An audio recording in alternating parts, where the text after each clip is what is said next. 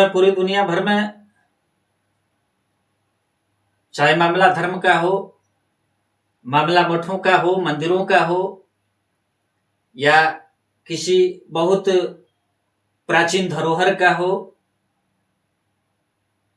तो एक साजिश के तहत कुछ लोग इस देश में हमेशा काम करते रहे हैं, आज भी कर रहे हैं, कि जो नवनिर्मित चीजें हैं उनके ऊपर प्राचीन या अति प्राचीन लिख करके और उसे बहुत पुराना बताने का काम किया जाता है।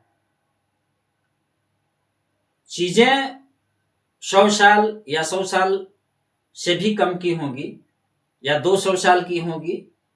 अब ये जांचने के बाद ही पता चलेगा कि वो कितने साल की पुरानी मठ है या पुरानी मंदिर है या पुरानी धरोहर है।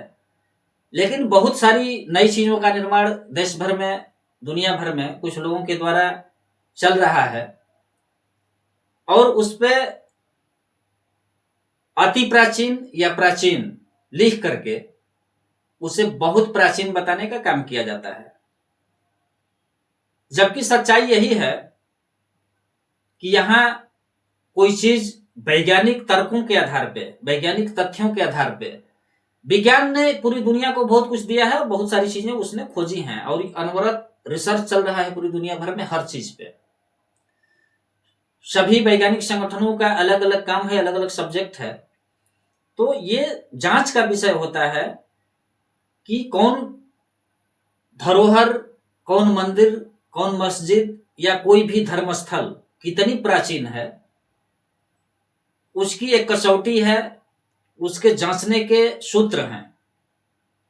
जैसे अभी कोई बहुत प्राचीन चीज पर पुरातात्विक खुदाई में अगर प्राप्त होती है, प्राप्त की जाती है, मिलती है, तो उसकी जांच की जाती है।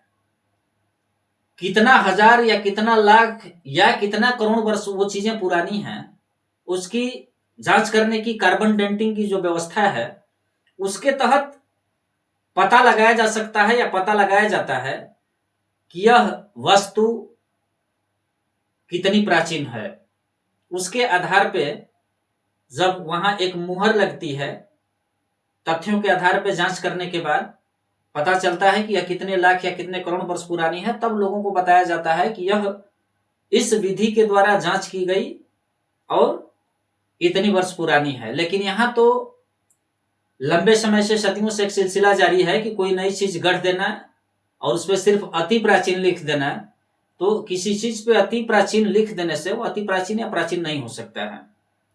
और इस तरह के जो लोग पुरानी चीजों से नई चीजों का निर्माण करके और उस पर लिख करके जोड़ने का जो कुत्सित प्रयास करते हैं, इससे समाज में एक भ्रम पैदा होता है।